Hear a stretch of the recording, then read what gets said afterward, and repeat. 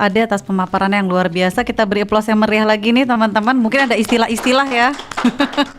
Teman-teman panitia di sini mungkin dari tadi mengerutkan kening itu istilahnya apa ya, CPF itu apa gitu ya Pak. Jadi kalau kita akan buka diskusi lebih lanjut, waduh sudah banyak Pak. Ini izin ya Pak, udah 500 peserta kita hari ini. 500 peserta. Udah peserta 500. Alhamdulillah. Untung saya nggak pack di 300 nih teman-teman panitia.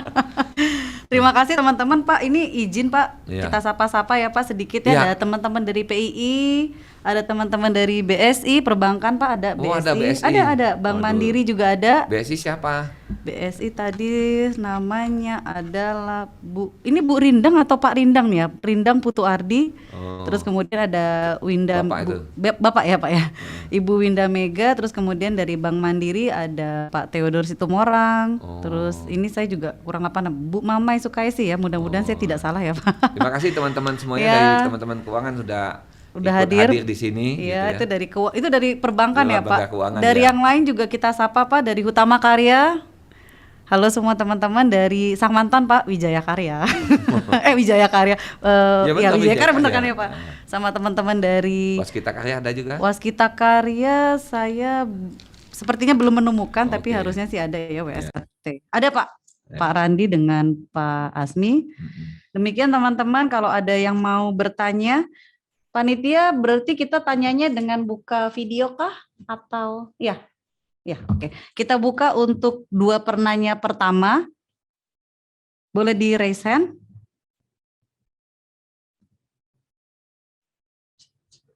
Atau yang sudah ada di chat room.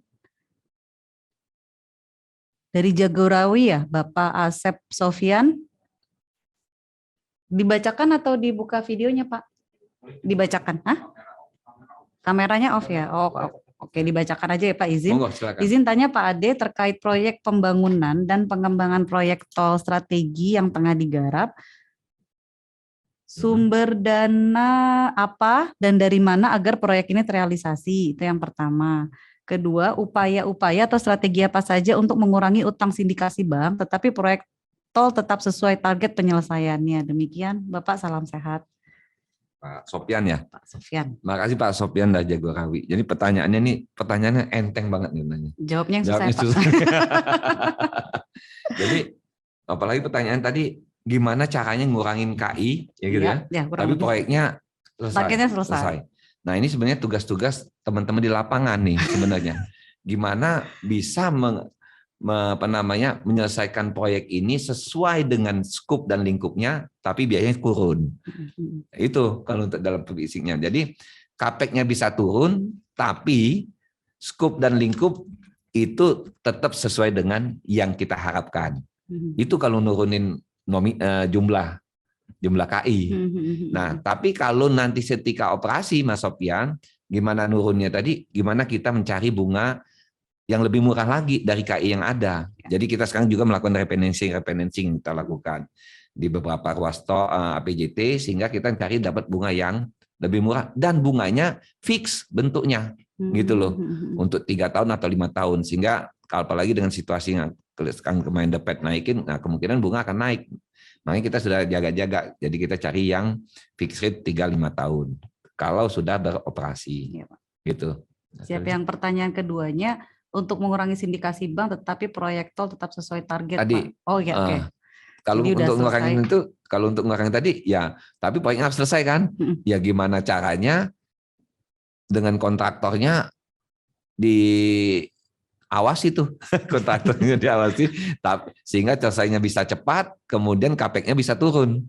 Tapi skop dan lingkupnya tadi tetap sesuai dengan yang kita tentukan. Jadi kita jaga targetnya selesai, terus nanti Iya. ada skema-skema misalnya yang tadinya kita bunganya 11%, kita refinancing nih Pak, siapa tahu ada yang lebih murah. Itu kalau seperti sudah itu ya, Pak. jalan lebih Kalau murah. udah jalan ya Pak. Gitu. Tetapi kalau di dalam konstruksi yang menentukan besarnya biaya konstruksinya kan.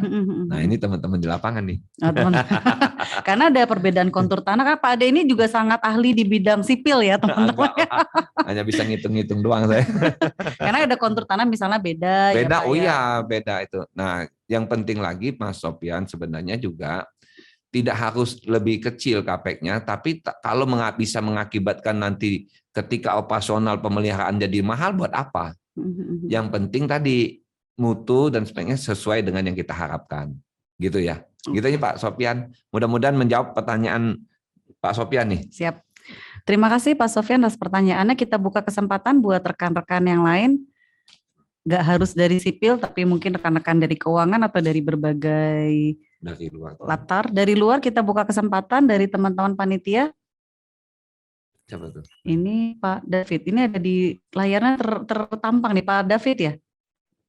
Kenapa dia tertanya? Apa mau bertanya kah Pak? Atau mau ketemu sama Pak Ade Pak? Silakan Pak David Sibuaya. Oh ini ya yang dari JMTM yang QHSE yang baru ya Pak? Apa saya salah? Iya benar Bu Devi. Salah kenal, belum kenalan ya sama bosnya ini. Oke silakan Pak David. Baik, terima kasih Bu Devi. Selamat siang Pak Ade Wahyu. Salam kenal Pak. Ya, luar biasa Pak Ade. Selama kita mengikuti presentasinya ya Pak. Luar biasa. Banyak menambah ilmu buat kita Pak. Ya. Alhamdulillah. Hanya terkait dengan Zoom hasil TK ini, saya coba pengen menanyakan sedikit Pak nih, ingin menanyakan kebetulan kita latar belakangnya kebanyakan teknik ya, latar belakangnya teknik. Jadi kalau untuk pembiayaan nih identik dengan keuangan biasanya Pak ya, dengan keuangan. Jadi kalau di kita sendiri yang biasanya melaksanakan proyek pembangunan itu kita kenal tuh ada risiko-risiko kita karena kita memang hari ini membicarakan terkait risiko ya Pak ya.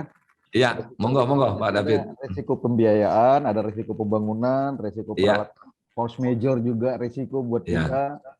Itu hanya secara umum, padahal secara detailnya masih banyak lagi Pak seharusnya risiko-risikonya, risiko yang artinya saling berhubungan ya, termasuk keterlambatan berhubungan dengan apa, risiko ininya. Nah, mungkin yang pertanyaan pertama Pak saya yang menggelitik buat saya adalah istilahnya Pak ya, istilahnya. Kenapa itu dinamakan risiko pembiayaan proyek atau disebut risiko pembiayaan proyek?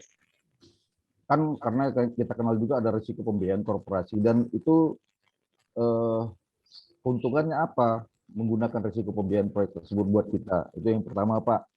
Terus yang kedua, nah risiko pembiayaan itu sendiri kira-kira yang lebih identiknya, lebih detailnya itu bisa didetailkan gitu Pak, bisa didetailkan apa aja sih kira-kira risiko pembiayaan proyek itu yang mencakup pembangunan jalan tol, risiko pembiayaannya maksudnya Pak. Ya. Mungkin itu aja dulu Pak pertanyaan dari saya. Terima kasih Pak Ade.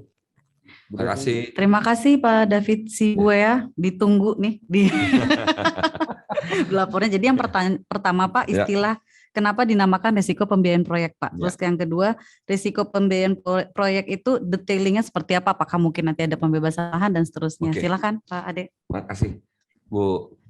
Pak David, terima kasih pertanyaannya. Jadi, kenapa dinamakan risiko pembiayaan proyek? Karena memang ini kita khusus mengidentifikasi risiko-risiko pembiayaan yang ada di proyek. Tapi kalau kita ngomong di tingkat korporasi, beda lagi. Nah, di tingkat proyek tadi, kalau detailnya, yang paling detail adalah paling besar risikonya terjadinya sebenarnya kenaikan bunga, gitu ya. Satu, kedua kenaikan biaya capex. Ya kan? Nah, penyebabnya apa risikonya? Apa penyebab risiko ini terjadi? Pasti pertama kalau bunga berarti molor, ya kan? Molornya disebabkan apa? Ya, pasti yang paling pertama yang sering terjadi pembebasan lahan. Ya kan? Tapi kan kalau pembebasan lahannya terlambat, padahal kita udah ngambil uang kan untuk produksi yang sudah berjalan, akhirnya kan harusnya selesai tahun 2020 misalnya. Kan nambah nih kalau selesainya sampai 2021. Nah, jadi penyebabnya tadi lahan. Kedua, penyebabnya ternyata ketika kita melakukan pembangunan fisik ya Pak David ya, ternyata kan waktu mitigasi awalnya kita tidak sedetil itu. Ternyata kan terjadi misalnya tanahnya harusnya tanah lembek atau memerlukan penanganan khusus sehingga molor lagi nih kan gitu ya. Nah itu. Nah, selain molor, biasanya kalau terkait yang tadi, justifikasi teknis itu, kedua naik nih, membengkak biayanya. Nah, membengkak juga kan resikonya tadi. Satu, nambah bunga lagi atau nambah KPR, nambah kreditnya nambah lagi. Nah, yang paling gampang dua itu aja tuh, Mas David, yang paling sering terjadi karena lahan, kedua karena perubahan karena perubahan spesifikasi, dikarenakan harus memiliki penanganan khusus terhadap hal-hal tertentu gitu ya. Belum lagi yang ketiga, kalau misalnya ada penambahan lagi diakibatkan permintaan biasanya kan, misalnya penambahan junction, penambahan JPO, ya kan, yang tadinya tidak ini. Nah, risiko-risiko itu sebenarnya harus kita mitigasi dari awal, sehingga kita harus menghitung dari buffernya berapa sih batasannya yang bisa kita toleran, gitu Mas David. Gitu ya. Baik Pak Adi ya. Pak, terima kasih ya Pak. Pak ya. Iya. Siap Pak David. Itu adalah pengalaman langsung di Balikpapan Samarinda ya Pak. Apalagi ada VGF Pak. Nah VGF juga itu Pak berpengaruh. Iya Pak. Ya. Kita beri kesempatan buat yang lain dulu ya Pak David ya. Karena ini suasana semakin hangat Pak. Kita kasih kesempatan buat yang dari luar Jasa Marga ya teman-teman panitia. On cam kita kenalan dengan Bapak ya. Mudah-mudahan saya tidak salah karena nama Rizky bisa laki-laki dan bisa perempuan. Dari Berantas Abipraya. Pak Rizky. On cam? Tidak ya? Rizky Ramadan. Rizky, apakah iya Pak? Rizky Ramadan. Pertanyaannya, monitor Pak. Off cam ya? Kita jawab aja ya Pak. Iya. Action plan apa yang dilakukan PT Jasa Marga untuk membackup ketidaktercapaian di masa pandemi? Nah, pengalaman kita 2 tahun kemarin Pak. Dan evaluasi serta mitigasi yang kita lakukan dalam memitigasi resiko penurunan laba nih Pak selama masa pandemi 2 tahun ke belakang Pak. Iya, jadi kalau action plan-nya yang pasti pertama kan kita melakukan efisiensi di semua lini. Ya. Jadi ya melakukan efisiensi di semua lini, baik itu di kantor gitu ya, di operasional dan pengelolaan tol gitu. Kemudian juga melakukan negosiasi-negosiasi kalau di keuangan dengan para pihak lembaga keuangan perbankan. Ya. Jadi itu yang pasti kita lakukan. Kemudian juga kita melakukan kedua, setelah itu kita melakukan bagaimana langkah-langkah yang harus kita jalankan dalam menjalankan operasi tol selanjutnya. Ternyata kan kita mampu melewati ini dengan baik, Bu Devi. Teman-teman Jatelstar semua, terima kasih atas kerja cerdas dan kerja hematnya. Istilah baru nih Pak, kerja keras dan kerja hemat. Ya, kan kita pendapatan kita turun dari tadi ya setengah dalam gitu ya. Tapi alhamdulillah tadi dengan semua mau berpartisipasi tadi dengan kerja hemat gitu ya. Tapi kalau untuk pelayanan tetap tidak mengurangi standar mutu pelayanan yang harus kita berikan kepada para konsumen, itu ternyata kita bisa survive tadi. Yang pertama melakukan efisiensi di semua lini, gitu ya, di kantor, di operasional. Nah, kemudian melakukan negosiasi dengan teman-teman yang lain. Gitu. Oke. Itu aja Pak action plan-nya. Siap. Kita beralih ya Pak. Ini sederhana ya. Sederhana. Tapi sebenarnya langkahnya banyak, pusing banget. Tapi yang penting tahun ini kita ada Satgas Pak. Iya. Lebaran di jalan. Lebaran di jalan. Untuk ini Bu Mamai Sukaisi, on cam kah? Gimana? Oh, off kamera. Padahal saya ini pertanyaannya susah-susah gampang Pak. Ya. Bagaimana peran Sovereign Wealth Fund SWF Indonesia dalam pembiayaan infrastruktur jalan tol? So far nih pengalaman Bapak aja ya Pak. SWF ya? Iya Pak. SWF ini INA berarti? Iya. Oh, sampai sekarang sih alhamdulillah kita belum ada dengan INA gitu. Oh gitu. Ya. Jadi mungkin ada mungkin ke depan saya berharap. Iya Pak. Nanti INA mau dengan melirik kita, dan kita sebenarnya sudah ngobrol-ngobrol dan INA. Siap, jadi mudah-mudahan di tahun ini atau paling tidak tahun depan sudah kita bisa ada realisasi dengan INA. Gitu ya. Saat ini kan INA sudah melakukan MOU gitu ya dengan teman-teman di Hutama Karya dan Waskita. Mudah-mudahan setelah itu dengan kita udah ngobrol-ngobrol. Tapi sampai saat ini belum. Tapi kita yakin dengan apa yang kita miliki gitu ya. Tol-tol yang itu pasti akan menarik INA untuk berinvestasi di Jasa Marga. Siapa? Jadi penjajakan sudah mulai kita sejak akhir tahun lalu. Oke, mudah-mudahan Utama Karya sama Waskita sudah cawang dekat sama Taman Mini Pak. Iya. Jadi mudah-mudahan tinggal dekat aja nih nggak sampai 5 kilo. Oke, terima kasih Bu Mamai atas pertanyaannya. Nah kalau ini Bu Neneng Fatia cukup ini nih Pak, cukup aktif nih Pak di acara-acara JLI ya Bu Neneng Fatia. Sepertinya tadi saya lihat on cam Bu Neneng, apa kabar Bu Neneng? Kenalan sama bapaknya yuk. Boleh kita nyalakan kameranya Bu Neneng, kita spotlight. Monitor Bu Neneng. Ada? Bu, di-unmute dulu. Silakan Bu Neneng. Nah ini juga susah-susah gampang nih saya bacanya nih Pak. Tapi silakan Bu Neneng ditanyakan langsung sama Bapak. Oke, terima kasih. Mau Lebaran Pak, maaf lahir batin, Bu Devi, maaf lahir batin sebelumnya. Lahir batin, Ya, salam Bu Neneng. kenal Pak. Salam kenal juga. Iya Pak, awalnya kan misalnya kayak Manado Bitung gitu Pak, pembangunannya kan kita mensupport kawasan industri Kawasan ekonomi khusus. sekitar. Ya, ternyata sampai sekarang kan tetangganya nih masih belum aktif nih Pak. Jadi gimana nih, kita progres sudah selesai gitu kan, artinya pembangunan kita tidak ada masalah. Akan tetapi kalau infrastruktur sebelahnya atau pembangunan daya dukung lainnya belum, kan juga berdampak. Karena kan kita hasilnya itu kan dari lalin ya, seperti itu Pak. Ya. Ini susah-susah. Tadi saya kasih clue-nya itu tuh Pak. Iya, Padahal baru kemarin saya dipanggil Pak Ade Bu, ditanyain tuh Bu. Jadi kemarin juga saya pas ngomong dan kita ngeling. Bu dan Pak Ciko ya. Pak Ciko ya. Kalau di Manado Bitung sekarang Pak Ciko ya Pak. Kalau Bu Neneng ini di MLJ, bos di MLJ Pak, itu. di rutenya Manado Bitung Pak Ciko ya. Nah, jadi gini Bu Neneng, memang ini memang kita yang harus kreatif dalam arti gini. Dulu memang kan FS-nya ada menjadi visible itu karena didukung traffic dengan adanya kek Bitung gitu ya. Nah sekarang kalau keknya belum ada, nanti coba kita cari aturan-aturan yang memungkinkan kita tetap balik seperti FS, gitu. Ya saya nggak mau ngomong detail di sini. Kita lagi cari nih aturan-aturannya Bu Neneng. Ada kompensasi mungkin. Iya, ujungnya itu kompensasi. Ya. Nah, tapi kan kita cari aturannya dulu nih yang membackup untuk permintaan kompensasinya. Ya. Kompensasi kan juga ada macam-macam ya, pada kompensasi tunai, kemudian konsesi. Betul. Tapi kan celahnya yang harus kita cari nih dasarnya Bu Neneng. Jadi dasarnya apa kita meminta kompensasi, ya kan?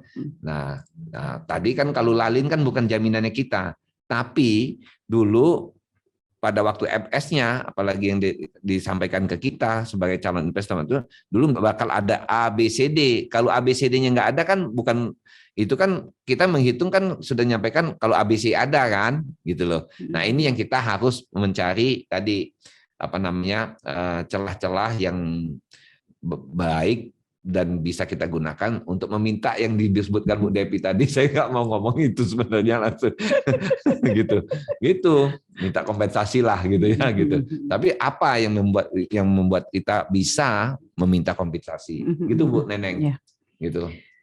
Itu yang dapat kami sampaikan. Terima kasih Bu Neneng. Kita beralih ke selanjutnya karena kalau tadi menyambung Manado Bitung ada. Ini teman-teman perlu kita kenalkan dengan proyek strategis nasional juga ada istilah itu ya Pak ya. Jadi siapa tahu itu masuk ke sana. Betul. Ke arahan dari instruksi dari pemerintah. Kurang lebih demikian Bu Neneng. Selanjutnya kita beralih keluar lagi. Ini on cam atau off cam Pak, teman dari Abipraya Pak Trik Dino. Pak Trik Dino, monitor Pak. Oke, kita kenalan Pak dengan yang dari luar Jasa Marga. Silakan Pak Trik Dino. Ya Pak, silakan. Selamat siang Pak. Selamat siang Bapak. Saya Dasril dari Abipraya. Kebetulan sempat di divisi tol Pak kemarin. Ini terkait kesalahan perhitungan IRR Pak. Sering terjadi ketika kita memberikan data ke konsultan atau dokumen tender jalan tol. Itu terjadi perhitungan IRR yang salah Pak. Bagaimana cara mengatasi ketika tender sudah dimenangkan dan IRR-nya turun, misalkan dari 10 ke 3%, Pak. Itu kan sangat fatal ya turunnya. Itu bagaimana Pak strateginya? Singkat, padat, jelas, terus tapi jawabnya kayaknya panjang nih Pak. Jadi gimana Pak? Jadi, nah ini yang memang yang sering Pak Tikno ngomong yang terjadi gitu ya. Nah memang gini Pak Tikno tadi, yang pasti pertama balik pada waktu kita membuat FS. Nah, FS-nya IRR ini kan sangat tergantung apa tadi IRR-nya? Sangat tergantung dengan traffic. Biasanya tidak terjadi bukan karena tarifnya, tapi karena traffic-nya. Betul nggak Pak Tino? Benar sekali, Pak. Nah, makanya dari awal kita yang tadi pemerintah kan tidak memberikan jaminan atas traffic, ya kan? Makanya kita pada waktu mengikuti tender ini aja yang memang dead roster juga semuanya, kita yang harus menghitung traffic sendiri dulu supaya kita yakin nih dengan traffic yang tadinya berdasarkan traffic FS awal gitu ya. Nah, FS-nya kita harus punya hitungan traffic juga sendiri, gitu Pak Tino. Karena ini tadi sudah jelas aturannya. Pemerintah tidak akan regulator tidak akan pernah memberikan garansi atas traffic yang akan ada. Gitu Mas Tino. Jadi kita sebelum itu kita ngitung trafficnya dulu yang benar Pak Tino. Jadi research kita harus kita kuatkan ya Pak ya. Jadi bank kita pada waktu kita ingin mengikuti proses tender suatu konsesi itu kita juga terjun menghitung benar nih trafficnya. Karena yang terjadi IRR-nya tidak tercapai karena traffic semuanya. Oke. Tapi kalau sudah terjadi repot Martino, memang susah jawabnya. Tapi salah satunya tadi Bu Neneng nanya di tempat kita itu Manado Bitung. Ya udah kita cari nih tadi celah-celahnya apa yang bisa kita. Iya. Setiap konsesi pasti beda-beda Pak Tikno. Nggak spesifik pasti sama, ya kan? Ya.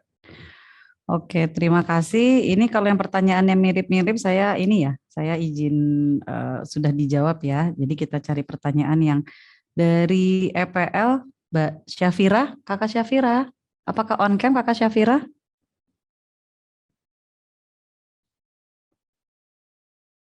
Off cam ya Pak? Kita lanjut. Off cam, oke.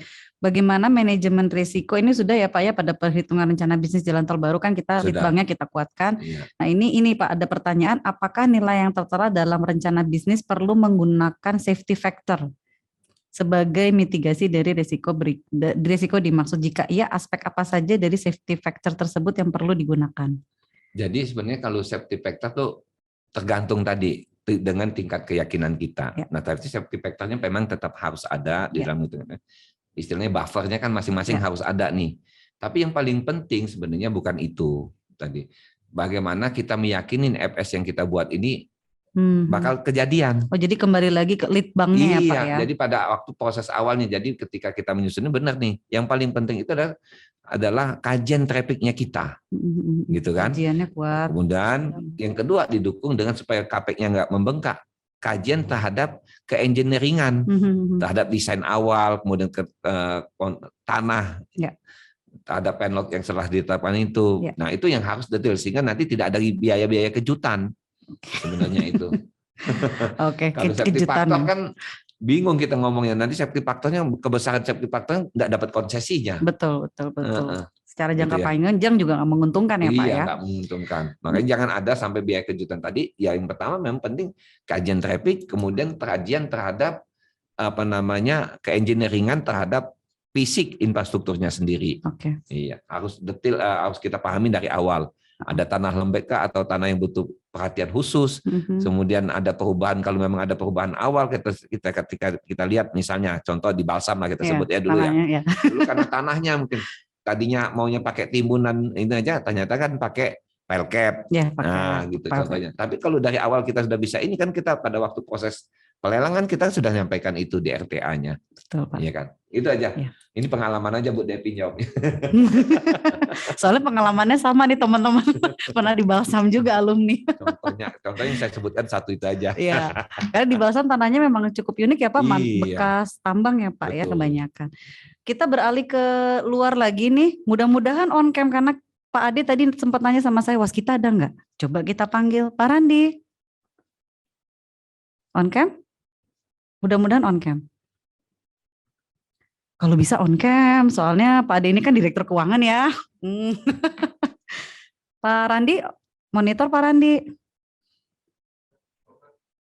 Ada, mati ya? Oke. Ini bagaimana? Ini ada nih. Ada. Oh oke. Pak Randi boleh ditanyakan langsung Pak. Kalau pertanyaan menarik, tadi kembali lagi ya, dapat apa tuh dari panitia? Karena ada Pak Ade sebelah saya. Silakan Pak Randi. Selamat siang Pak Ade. Siang Pak Ade. Saya Randi Pak dari Waskita. Ingin bertanya Pak terkait strategi sama mitigasi untuk risiko terkait dengan pembebasan lahan ya Pak. Mengingat lahan ini merupakan salah satu faktor utama dalam masalah di proyek beberapa jalan tol, proyek dan investasi jalan tol, dan bagaimana sih untuk manajemen asetnya terkait dengan lahan-lahan yang sudah dibebaskan tersebut Pak, terutama ketika jalan tol sudah mulai beroperasi, karena mungkin banyak banyak terkait permasalahan yang pagar-pagar pembatasnya sering dipindah gitu, terkait itu sih Pak. Jadi lahan yang sudah dibebaskan itu bagaimana untuk aset tanahnya. kurang lebih seperti itu. Terima kasih Pak. Terima kasih Pak Randi atas pertanyaannya. Karena tadi kita ngomongin tanah, jadi pertanyaan juga tentang tanah nih Pak. Bagaimana menyelesaikan nih faktor utama yang bisa menghambat penyelesaian pembangunan jalan tol? Karena dari tadi kan Bapak saya hitung tuh lebih dari 3 kali Pak ngulang. Permasalahan jalan tol tuh tanah, dan salah satunya tanah ya Pak ya. Iya. Serta bagaimana manajemen asetnya. Silakan Pak Ade. Ya. Jadi permasalahan tanah ini memang cukup pelik ya. Nah, dimulai memang dari awal, dari ketika melakukan pembebasan. Jadi kalau melakukan pembebasan ini kan kita sudah ada panitianya kan, dan ada PPK-nya. Nah ini memang yang harus clear. Jadi pertama strateginya kan kita sosialisasi, kemudian juga setelah sosialisasi sepakat ya, kemudian dilakukan pembayaran. Dan ini langsung Mas Andi, langsung kita di BUJT masing-masing itu sudah langsung melakukan pematokan, langsung mana lahannya, dan kemudian lakukan ke BPN-nya langsung diproses ya. Gitu ya. Nah, kalau kemudian terjadi ketika setelah beroperasi ada 2 nih, satu Mas yang seperti Mas Randi, Pak. Mas Randi sebutkan tadi, misalnya patoknya dipindah lagi gitu ya. Nah, ya itu mau nggak mau kan mitigasinya kita kan bersama pihak-pihak yang terkait ya. Itu melakukan sosialisasi lagi bahwa ini seperti ini, kalau enggak ya nanti baru kita melakukan tindakan secara hukum gitu kan. Tapi yang penting tadi prosesnya dari awal sudah terjadi. Nah, yang kedua yang sering terjadi, yang sering masuk koran Mas Andi atau masuk media, diduduki lagi nih. Ada yang nuntut lagi, belum dibayar sebentang spanduk gitu ya. Padahal kan sudah dilakukan pembayaran. Nah, ini sama. Jadi kita harus meyakini bahwa apa yang kita sudah bayar itu benar-benar lahan tersebut gitu ya. Nah, dengan tadi melibatkan tadi panitianya sudah ada. Kemudian kalau ini kita panggil lagi nih, biasanya kita lakukan pendekatan ini, apa yang belum dibayar. Ini buktinya kita tunjukkan semuanya. Kalau permasalahan terjadi dengan para pemilik ahli waris, ya diselesaikan, ini yang penting kita. Dan kita kalau untuk masalah tanah ini memang kita harus mengajak teman-teman bapak-bapak dari penegak hukum dengan bukti-bukti yang kita miliki. Gitu aja Mas Andi. Gitu. Terima kasih Pak. Sama-sama. Oke. Iya, terima kasih Pak Randi atas pertanyaannya. Satu pertanyaan lagi. Oke. Satu pertanyaan lagi dari Hutama Karya ya Pak. Karena ini kayaknya relevan Pak. Ya. Pak gimana? Dari HK. On cam? Wah, beruntung nih kita bisa kenalan sama teman Hutama Karya. Karena mantan kita ada di sana ya Pak. Iya. Sahabat saya di sana. Sahabat kita semua tuh Pak Adri nih. Saya nyebutnya Bos Adri Pak. Teman seangkatan saya. Silakan dengan Pak Muhammad Riza Pak langsung. Selamat siang Pak Laki terakhir. Siang Pak Riza. Tanya Pak Adit, itu kan Samarga berhasil banyak dengan skema CPF ya, kontrak dengan kontraktor ya. Itu risiko apa ya untuk apakah ada risiko untuk dengan kontraktor dengan berskema CPF itu? Dan satu lagi karena CPF itu tentu akan memberatkan kontraktor dari segi finansial ya. Tentu kan harus kuat finansialnya karena melakukan CPF. Mungkin bagaimana strategi untuk kontraktor agar mau dengan berkontrak dengan CPF ini Pak? Ini Pak Ade akan menjawab sebagai kontraktor atau sebagai yang berkontrak nih Pak Riza nih. Kita dari 2 sisi ya Pak. Ya, Pak Ade waktu juga dulu saya sama saya sekarang resiko ada. Jadi, salah satu kandidat penanya terbaik nih kayaknya. Memang ada 2 sisi itu ya dari segi kontrak. Tapi gini, resiko terbesar sebenarnya Pak Riza adalah sama nih sebenarnya. Baik bagi kontraktor maupun bagi pemilik proyek. Satu ini aja yang menjadi momok. Kalau proyeknya molor, Iya kan? Tidak tepat waktu. Ini mengancam semuanya, nggak hanya kontraktor, tapi investornya juga. Jadi bunganya kan akan naik lagi kan? Baik dia mau CPF apa enggak kan? Nah, bagi kontraktor, dia napasnya makin pendek. Iya kan? Apalagi full CPF, ya kan? Gitu loh. Makin panjang nih dia harus punya napas, kan gitu. Karena apa? Seharusnya dapat bayaran cepat, ini jadi lebih lama. Walaupun bunganya dikompensir, nggak ada masalah. Tapi makin panjang dapatnya, pokoknya kan nggak dapat nih, walaupun nanti bunganya bisa diperhitungkan. Nah itu, dan momok itu yang memang menghantui di risiko terbesar dari CPF. Baik itu dua sisi.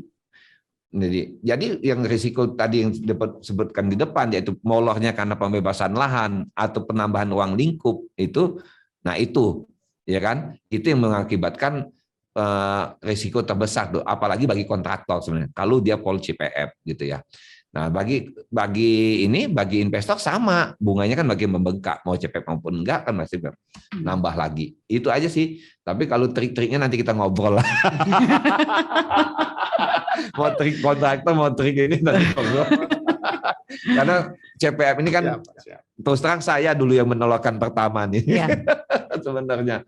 Jadi termasuk di HK juga gitu kan. Nah, tapi nanti ada trik-triknya kok Pak gitu. Jadi kalau contoh saya sebutkan tadi, kalau kita sudah punya dana gitu ya, mendingan kan kita hitung ya dari segi investornya itu. Jadi tidak full CPF gitu ya, supaya mengurangi beban yang besar tadi. Apalagi masalah tanahnya itu kompleks ternyata untuk menjadi selesai finish. Nah, kedua tadi dipotonglah gitu lingkupnya. Jadi jangan panjang-panjang. Nah, jadi win-win kan, win-win jadi win-win. Jadi lingkupnya misalnya kalau panjangnya tadinya semua seksi misalnya 40 kilo, Pak Riza, dipotong-potong aja nih mana yang tanah bebas nih, sepakati. Ya potong 10 kilo dulu, 10 kilo supaya bebannya enggak jadi dua-duanya, membebani dua-duanya. Itu salah satunya. Gitu Pak Riza. Oke, siap Pak. Terima kasih. Terima kasih Pak Riza, udah cukup ya Pak ya pertanyaannya. Satu lagi lah. Satu lagi. Nah, waktunya mahal, jadi kita manfaatkan. Bapak mau dari luar atau dari dalam? Bebas. Oke. Dari dalam ada yang on cam, dari apakah ada Mas Tommy dan Navia dari JJS online, off cam? Saya pengennya yang online Online. Wih, GM Keuangan JJS Pak. Oh, jam tangan sama Pak Ade.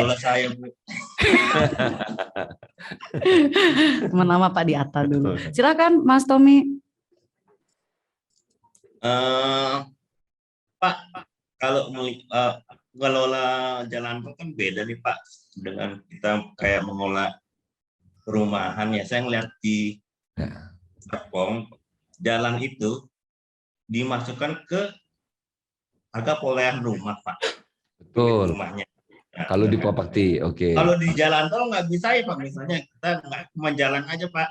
Kita mengembangkan kayak kawasan industri. Jadi jalan tolnya kita masukkan ke harga unit kawasan industrinya atau pelabuhan itu.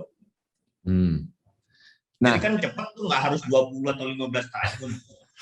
Kalau kawasan industri itu Pak, nggak ada kawasan industri itu yang lebih 10 tahun. Nggak bisa ya Pak? Nah, ya, Mas siapa?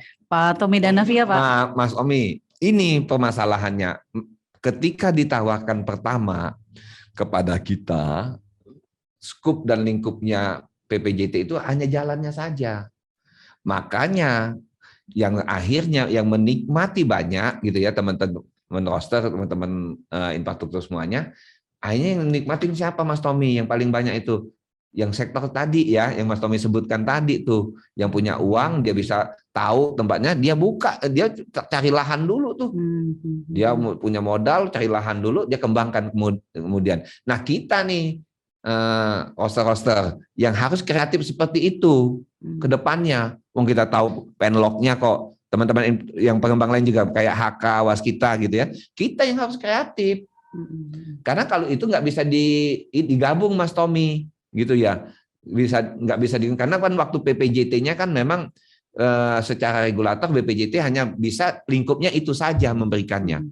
Nah kita yang harus kreatif kalau pengen cepat balik modal, cari yang dari yang lain kan, cari untungnya dari yang lain dulu nih, sehingga cash defisiensi kita tadi yang kata Mas Tommy itu bisa kita tutup dari hasil yang tadi mengembangkan kawasan perumahan atau kawasan industri di sekitar jalan tol.